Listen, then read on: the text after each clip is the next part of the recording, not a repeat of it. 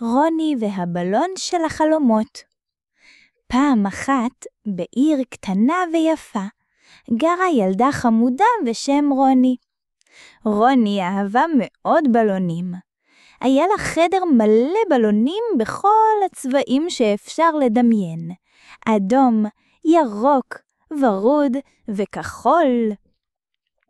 ביום ההולדת של רוני, אמא נתנה לה בלון קסום ומיוחד. זהו הבלון של החלומות, אמרה אמא. הוא יכול לקחת אותך לכל מקום שתחלמי עליו. רוני חיבקה את הבלון וחשבה לעצמה, לאן כדאי לי לעוף? היא עצמה עיניים, ולאט לאט הבלון התחיל להמרים מעל המיטה שלה, ויעפה דרך החלון. רוני הביטה למטה וראתה את הבתים, הדינות והעצים, ואז היא שמה לב למשהו מיוחד. הבלון יכול לנשוך דברים יפים.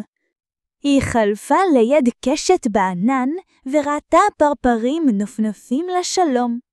היא עפה ביעל ים כחול וראתה דולפינים קופצים מהמים ומחייכים אליה.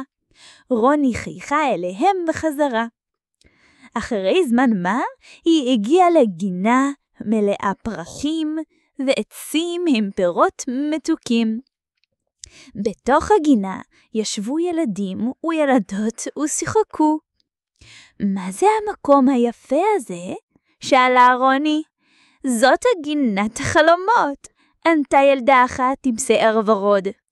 כאן כל חלום מתגשם. רוני שיחקה עם הילדים, אכלה פירות מתוקים ורצה בין הפרחים. היא הייתה מאושרת מאוד. כשהשמש החלה לשקוע, אמרה הילדה עם השיער הוורוד, הגיע הזמן לחזור הביתה, אבל אל תדאגי, תמיד תוכלי לשוב אלינו.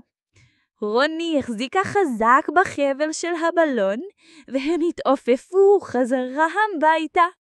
רוני פתחה את עיניה, וראתה שהיא במיטה שלה. הבלון עוד היה איתה, צף מעל ראשה. אני כבר מחכה לחלום הבא, אמרה רוני, ועצמה את עיניה עם חיוך גדול על פניה. לילה טוב רוני, לילה טוב ילדים, לילה טוב.